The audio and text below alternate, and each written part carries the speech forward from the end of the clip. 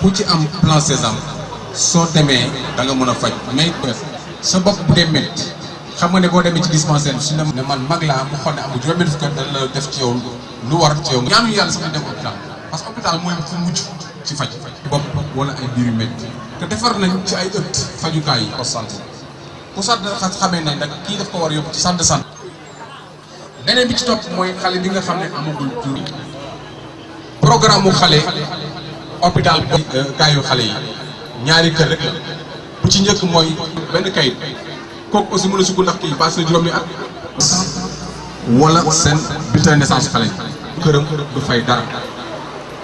hôpital nag li fay boole san bi nu ko kayit bu dem hôpital ñu ngi ko fa may ñi nga xam ne dañ la faj nga delluwaat sa kër parce que booy dentiste am na fa li mooy ñi ngi ko jagleel jigéen ñi nga xam ne dañuy gunge buy dem dañ na laajaale carte dafa fekkee ne jigéen bi biir bi yëngu na ñu war ko yóbbu poste santé moo carte ko amul carte kenn lu mën a jël parce que buñ la jëlee faj la fu ñu mën a bu biir bi yëngoo moo dem pour mucc am yaakaar na am jafe-jafe yu bàlle carte d'identité la République Macky Sall maye parce que loo xam ne ko am hospitalisé la lu war ci yow ñu def ko yëpp nga dellu sa kër fay wax hospitalisation bu les ñu koy toog garab yi lay jox yëpp képp koo xamee ne ci poste santé wala hôpital ñu bëgg daal fay loo yaakaar naa am nga ko war a jaar ne man lii ma ci fay parce que foo ci donc Sésame yi dañ ko may bi ëpp solo aussi nga xam nañ ne réew Afrique yu bëri ñu naan waaw mais Sénégal fu mu mën a jaar ba maye lii parce que ay milliards la mais bu fekkee ne da nga jiite réew nga yërëm sa waa dëkk nga xam ne ñii lii moom mooy tol fu dëkk ba mooy wér-gu-yaram te ci gën a métti mooy feebar roñu te xam ngeen ko ñaanu yàlla kenn mu dal sa mbokk parce que feebar roñu dafa nekk lu métti parce que li ñuy wax dialyse hémodialyse mooy ki ñu jël jox ko lal mu tëdd fa di koy faj bi mooy lan dañuy raxas deret bi parce que rein yi ñoo yaa xaw a kii il faut ñuy raxas deret loolu bu dee benn yoon bi rek ñu koy xool di ko def fukki junni ak ñaar te bu la dalee ñetti yoon nga koy def ci ay bis bu nekk nga weer wi ñeenti ay bis la kon donc da nga fukki yoon ak ñaar da nga ko def million ak lu toll loolu dafa métti mais loolu tey gouvernement bi ci ndimbalu président de la République nee na may na ko mën nañu wax dialyse ñi nga xam ne aussi dañuy wax ñooy dialyse péritonéale ñu toog seen kër xëy nañ ay garab leen fa fekk ñu leen di faj parce que leen bàyyee seen bopp parce que foog ci bàyyi boppam mu wujj mu dem Barça loolu ñuy ragal dañ leen di faj lañ lañ def si ñoom fekk seen kër yi den ko faj ñooñu ñëpp dañ ci fay dara nguur gi dafay xaw donc bu ngeen xoolee tey ci programme de gratuité bi ñi nga xam ne état bi may na ko askanu Sénégal mu jël la sa xale faj ko sa soxna boo amee jafe-jafe taxawu ko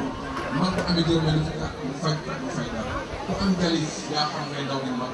day la faj dellu si mais dafa am li nga xam ne dañuy doon moom li ngeen moom mooy li nga xam ne day ñëw ci kenn kese ñu ko jàpp liggéey am liggéey dinaa am dafa ñu dem ci borom ñu fay parce que mais ñooñu tey ñu am biiraay loolu liggéey wu ci entreprise boo feebaree ci la bàyyi sa bopp dana la nga day jot ko yàq ko du tax léegi parce que feebar dafa métti feebar ñàkkuloo na gor te gor su mënul ñaan su mënul teb chaque jour nga dem ci àjjuma yi ñaan waaw diw de nañ ko war a hospitaliser 500 000 lañ ko laaj ku mën nga dugal fi dugal fii loolu yëpp am na ko mën a saafara comme dëkk ak yéen kon yomb la mooy lan mooy mutuelle de santé yi mutuelle de santé yi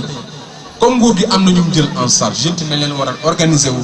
ngeen am lu ñuy wax kuréel goo xam ne ngeen jàppalante seen biir di natt foo dem ci Sénégal léegi am na mutuelle de santé kayit gi ma leen jox loolu lay mandargaal parce que affaire mutuelle de santé boo fa demee nga bind foofu. te borom kër bu yore këram ne moom rek mën na am carnet bu jëlee carnet ñaar téeméer pale pour mun a faju day natt benn yoon nga koy boot wala bëgg a boot jabar bëgg a boot ay doomam ci carnet bi foofu jox ko photo def ko ci lépp bu ko sant ko ci santé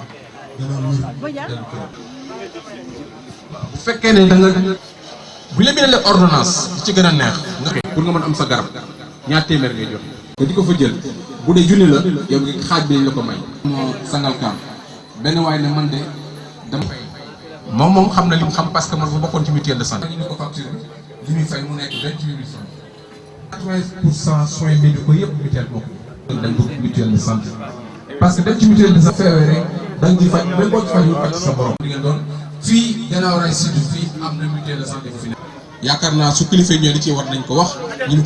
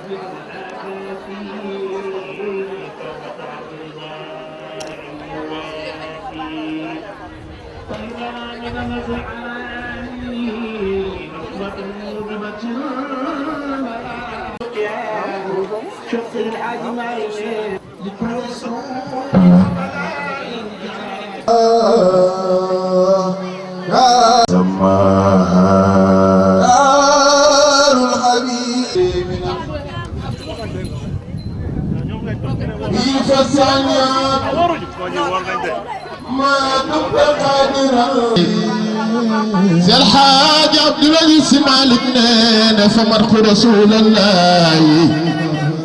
أحمد عدتي محبته في القلب كالنفس في الصخر كصب دمخ مالك فخان أخنا رياض نور الغادي إلى سبل الخير ما يلوحظ أنا صبت باخ مالك موضي بلق دوت الخانة فما أنا المنية لا تزال تزانا قربنا والله أنا صبت باخ مالك اليوم كدا بخزو دورين الله جربك ونشلم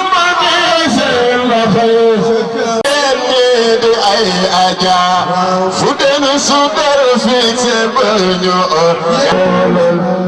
دفل منيس رسول واي من دمي نلوام دمي جنة أم سما خل بموي ولس وآله سيب رسول الله صلي وسلم رسول أعوذ بالله السميع العليم.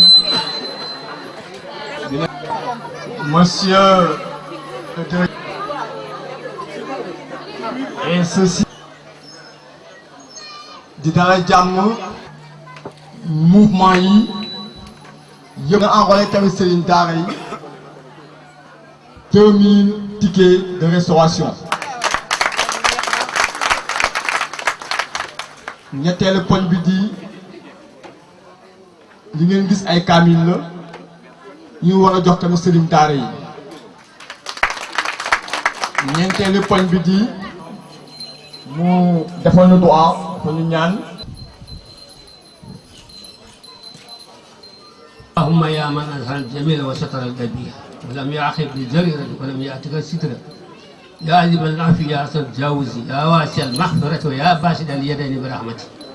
يا سامع كل نجوى يا منتهى كل سقوى يا كريم الصلاة بأهي وأرنا البعد لأنه وأرنا لا تنافي اللهم أنت أمر صل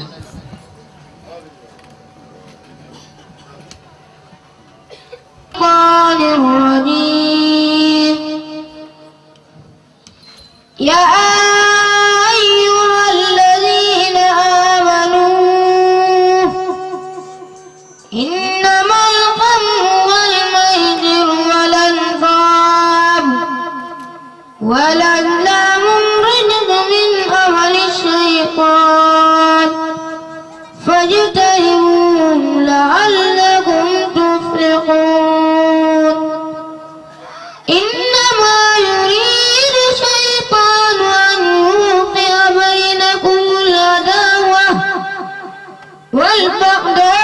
في الخمر والميسر ويصدكم عن ذكر الله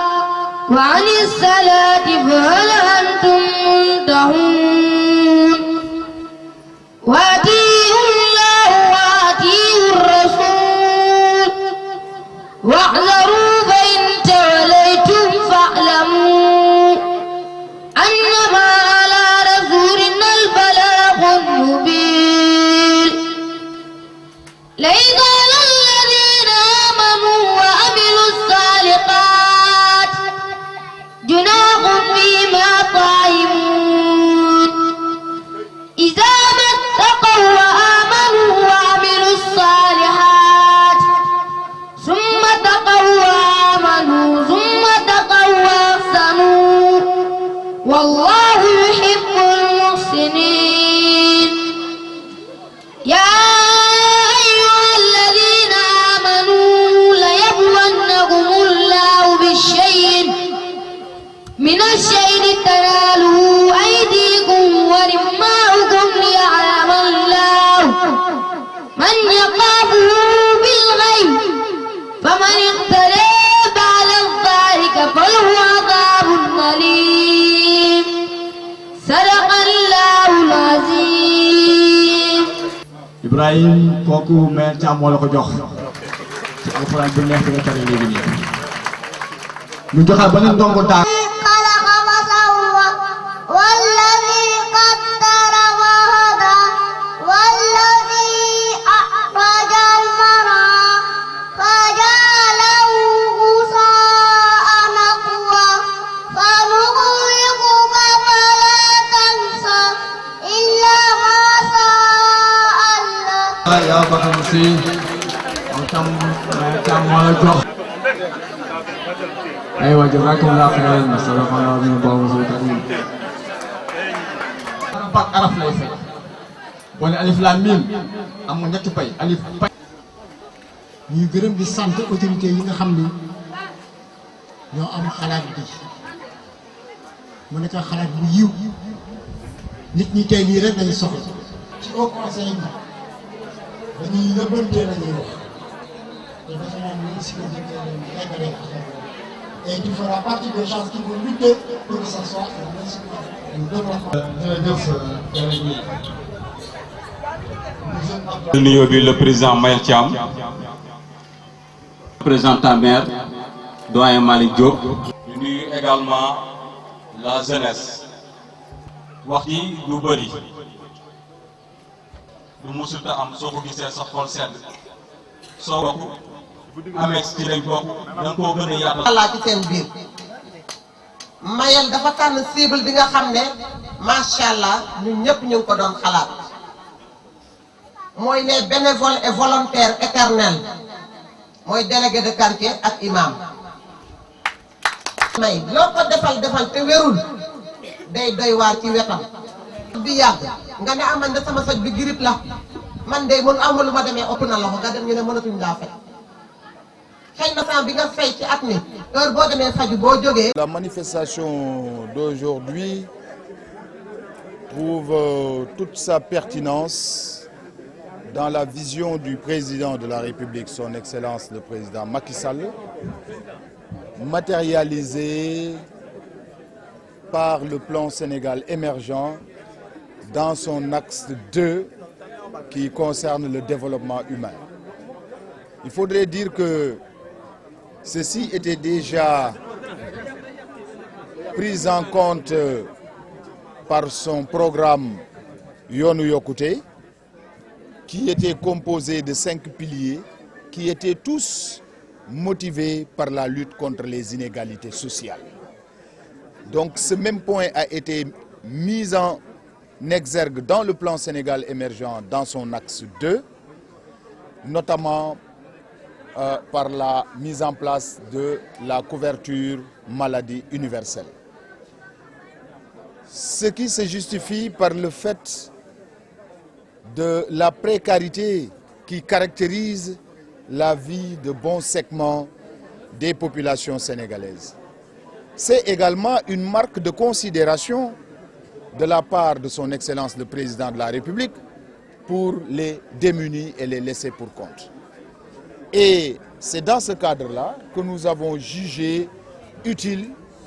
d'apporter notre contribution à la lutte contre la précarité en enrôlant plus de 150 personnes, n'est-ce pas, à la couverture maladie universelle. Mais également en n'oubliant pas l'autre frange qui est extrêmement importante dans le cadre du développement et qui est composée des femmes et qui sont d'une bravoure inégalable, mais malheureusement qui souffrent généralement d'un déficit d'accompagnement. C'est pour cela que le président de la République a mis en place plusieurs instruments, plusieurs outils de financement pour promouvoir l'auto-emploi, mais également pour permettre à la femme, n'est-ce pas, de pouvoir se soigner quand elle le veut et également de prendre en charge les postes de santé qui sont généralement les plus difficiles, à savoir la césarienne, à savoir la dialyse et bien d'autres mesures prises par le président de la République en faveur des femmes. C'est dans ce contexte-là également que nous avons humblement estimé qu'il était aussi important à notre tour d'apporter un tant soit peu de contribution, n'est-ce pas, à l'autonomisation de ces femmes-là en mettant en place un budget de 2 millions de francs à leur profit et à l'effet de les aider également à l'auto-emploi. Mais nous avons constaté également que le président de la République est un homme d'État. Il sait que l'éducation occupe une place extrêmement importante dans notre société et en particulier les daara. C'est pour cela d'ailleurs qu'il a mis en place un important programme de modernisation des daara. Vous comprenez bien que lorsque le président de la République met en place un important programme de modernisation des daara, ce n'est que logique et légitime que nous puissions nous aussi au moins offrir quelques exemplaires du Saint-Coran, n'est-ce pas, à ces élèves de ces daara-là. Et enfin, l'éducation, on ne peut pas parler d'éducation sans parler de l'enseignement supérieur. Et le président de la République a déployé les efforts que nul n'a déployés depuis l'indépendance. Et je me plais à dire que de 1960 en 2012, le président de la République a multiplié par 2,5 les investissements effectués par tous les présidents de la République, n'est-ce pas, en 5 ans. Donc il est tout à fait normal que nous, qui sommes ses collaborateurs, que nous puissions contribuer, n'est-ce pas, à la hauteur de nos moyens, n'est-ce pas, au développement de l'enseignement supérieur. C'est pour cela que nous avons modestement apporté une petite contribution sous forme de tickets restaurant au bénéfice, n'est-ce pas, des étudiants de la commune et sans exclusive. Et je profiterai de l'occasion que vous me donnez pour donner une mention spéciale au directeur de la CMU, Cheikh Seydi Aboubakar Mbeng, qui n'est pas de l'APR, qui est de l'Alliance des forces de progrès du président Moustapha Niasse. Ça, c'est encore une fois l'exemple, n'est-ce pas, qui prouve que le Sénégal nous appartient tous. Quand il s'agit de développer le Sénégal, les clivages politiques n'ont pas de place. C'est pour cela qu'il ne ménage aucun effort pour la réussite de la couverture maladie universelle et il ne fait pas de distinction entre Sénégalais de l'APR ou Sénégalais du PDS ou Sénégalais de l'AFP. Lui, il a compris la vision du président de la République. Je ne peux m'empêcher d'exprimer ma fierté en tant que co-rédacteur du programme Yoonu Yokkute qui avait bien intégré le programme La couverture maladie universelle. Je vous remercie. Wa ma leen di gërëm di leen sant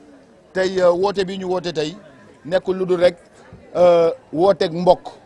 wooteeg dëkkandoo wooteeg jullit wooteeg it citoyen sénégalais ndax nag Sénégal la ñu nekk te woote bi li ko waral mooy dañ ko tibb ci xelu président de la République moom mi nga xam ni moo xalaat ni que ni Sénégal jot na ci ñu bàyyi waroo bi am ci diggante ñi am ak ñi amul waroo bi am ci diggante ñi jàng ak ñi jàngul waroo bi am ci diggante ña dëkk ca taax ya ak ñi dëkk ca kaw ga mu nekk xeexam guddeeg bëccëg ci xeex boobu la gis ni que ni am na ñoo xam ni seeni borom kër jiitu na leen barzaq te seen loxo jotul seen digg ginnaaw mu fàccal leen taxawal leen bourse familiale de solidarité gis na ni que ni aussi am na ay sénégalais yoo xam ni bu ñu jagadee bala ñoo faju lu nekk la ñuy daj moom président de la République mu laajte ni waaw pour doomu aadama bu feebaree war a faju ñaata la war a fay ñu ni ko junni ak ñeenti téeméer mun leen man Macky Sall jël naa genn wàll gi ku taxawal 3500 man ma jël 3500 tegal la ci pour boo feebaree nga dem faju te kenn du la ci laaj dara waaw lu mel noonu bu lu mel ni président de la république def ko ñun waruñoo nangu Macky Sall gën ñoo bëgg Sénégal kon bu defee fukk au moins ñu war a def benn en tant que ses collaborateurs loolu moo tax nag ñu ni dañ koy jàppale ci liggéey boobu moo tax ñu ni ñun dinañu jël ci suñu wàllu bopp fayal lu mat téeméeri nit ak lu ko ëpp téeméer ak juróom fukk lu ëpp téeméer ak juróom fukki nit fayal leen seen mutuelle waaye président de la république yemul foofu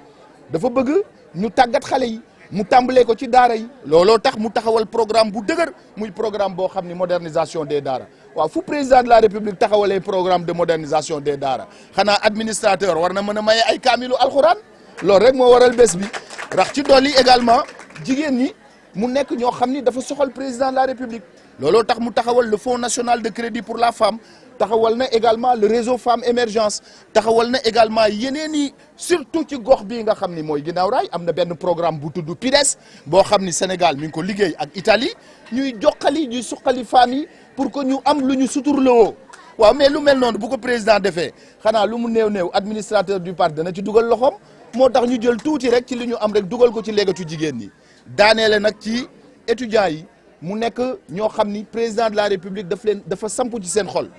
maa ngi leen di fàttali que ni ba mu ñëwee ci nguur gi fekk na fi juróomi junniy étudiants yoo xam ni kenn orienté wu leen mu ni man Macky Sall du ma jiite réew moo xam ni étudiant dana am bac te duñ la orienté mu dugal leen ci lycée privé yi di leen fayal ba fii ñu toll nii te maa ngi fàttali que ni également 1960 ba 2012 li fi ñetti président yëpp def buñ ko dajalee li fi Macky Sall def ci wàllu enseignement supérieur bi multiplier na ko par 2,5 mais président bu defee loolu ñun ñuy collaborateur am bu ñu mënul tabax université mënuñu tabax école xanaa nag ñu mën a jël ci li ñuy fayeeku tuuti jël ko jënde ko ay ticket restaurant jox ko étudiants yi loolu rek moo waral bés bi ma ciy gërëm nag sama naataango Cheikh Seydi Aboubacar Mbeng mu nekk koo xam ni xam na fi président bëgg a jëme réew mi te taxawaayam fii ak ni muy liggéeyee war na yee waa ginnaaw raay développé FP la bokk bu président Moustapha Niasse mais wane na que nii ni réew mi moo ñu soxal te CMU bi amu ci xàjj ak seen amul CMU APR amul CMU PDS amul CMU AFP te Cheikh Seydi Aboubacar Mbengue mi ngi koy dëggal maa ngi koy félicité ci tur. Aboubacar Mbengue, directeur général de l'agence de la couverture maladie universelle. Oui, c'est avec plaisir, vraiment avec un énorme plaisir que nous avons participé à cette manifestation par laquelle le premier vice-président du Haut Conseil des collectivités territoriales, le président Maël Thiam,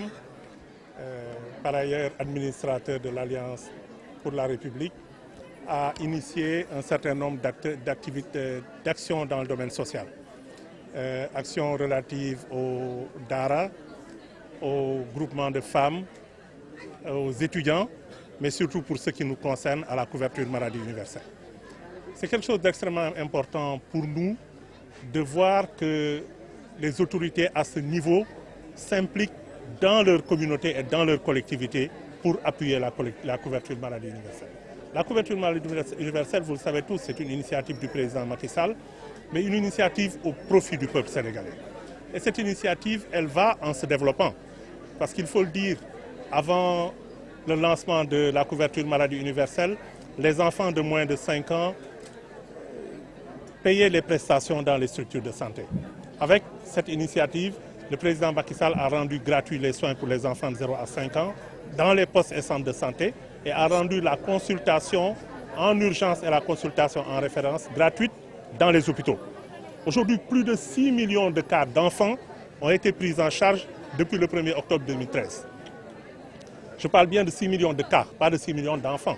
Parce qu'il y a probablement des enfants qui ont été vus 2, 3 ou 4 fois au cours des 4 dernières années. Mais 6 millions de cas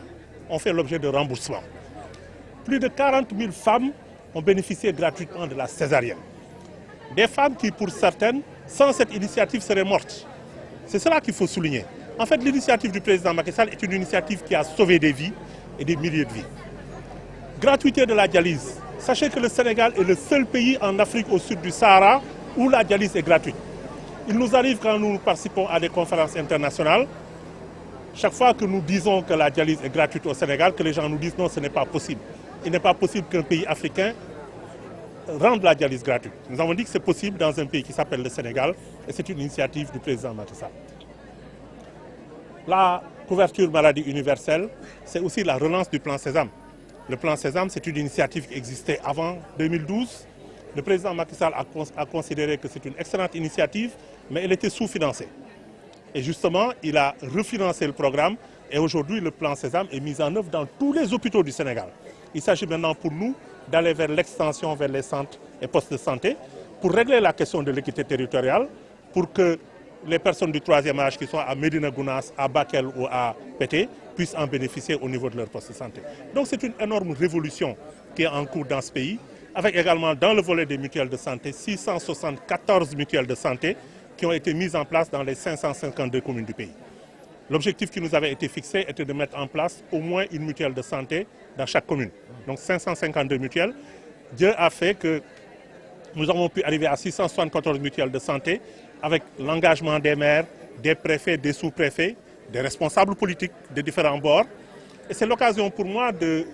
souligner, à la suite du président Maël Thiam, que la couverture maladie universelle, c'est l'affaire de toute la nation. Et il me plaît de rappeler cette phrase de l'ancien président du groupe parlementaire du PDS, M. Modou Diagne Fada, qui nous a dit à Kébémer, en tant que responsable de l'opposition, j'appuie la couverture maladie universelle parce que je considère que la couverture maladie universelle, c'est une excellente chose pour le pays. J'ai été ministre de la Santé, je sais ce que les questions d'accès aux soins de santé signifient dans ce pays. Et pour cette raison, cette initiative du président Macky Sall, je la soutiens et je considère que tous les leaders de l'opposition comme du pouvoir devraient, dans leurs différentes manifestations, demander à leurs militants d'adhérer aux mutuelles de santé. Ça va dans le sens de ce que disait tout à l'heure le président Maël Thiam. C'est une initiative pour tous les Sénégalais parce que ça fait avancer le pays. Et c'est pour ça donc nous sommes heureux d'être ici avec cette communauté vibrante de Guinaw Rail Sud qui colle à son leader politique, M. Maël Thiam, et qui sait que la voie est ouverte pour aller vers l'émergence et que régler les questions sociales, régler les problèmes d'accès aux soins de santé, c'est important pour le pays. Pikine est un département où aujourd'hui les mutuelles de santé vivent, se développent et une union départementale des mutuelles de santé existe. Elle est en train de mettre en place ces structures progressivement et nous pensons que le développement de la CMU à Pikine va être important pour le pays. Parce que Pikine, c'est quand même le plus grand département de ce pays, il faut le rappeler. Et parce que c'est le plus grand département de ce pays, et parce que nous voulons arriver à un taux de couverture de 75% au 31 décembre 2017, il faut que Pikine décolle et fasse décoller le pays, et nous pensons que nous sommes sur la bonne voie. Nous ngi sant Yàlla bu baax moom mi ñu boole ci ndaje bi tey président Maël Thiam di premier vice-président au conseil des collectivités territoriales di tamit administrateur APR moo ñu fi woo ci woote bu xam ne woote bu sedd xol la ndax dafa ne tey day jàppale daara yi day jàppale jigéen ñi day jàppale étudiants yi waaye day jàppale askan wi ci li jëm ci couverture maladie universelle jàppale leen jël alalu boppam dugal ko ci pour ñu mën a dugg ci mutuelle de santé yi loolu di lu am solo nag ci ñun ndax président Macky Sall lii mu ñu dénk ci kàttanu yàlla muy couverture maladie universelle li ko ci li mbébétam mooy sénégalais bu feebar mën a faju ci anam yu jàppandal te loolu nag wax dëgg yàlla day loo xam ne doomu aadama bu mu nekk ak jullit bu nekk da nga cee war a sawar muy loo xam ne ñu ngi koy doxal xale yi amagul juróomi at ñu ngi leen di faj ci poste de santé ak centre de santé yi bu ñu leen référé ci hôpital yi ñu ngi leen di jël tamit di leen defal consultation te du ñu fay te it bu dee urgence ñu ngi leen defal consultation te du ñu fay ci hôpitaux yi boo demee fii ci hôpital Pikine ak ci centre de santé ak poste de santé yi di nga ko gis lu ëpp juróom-benn million ci ay kaawu xale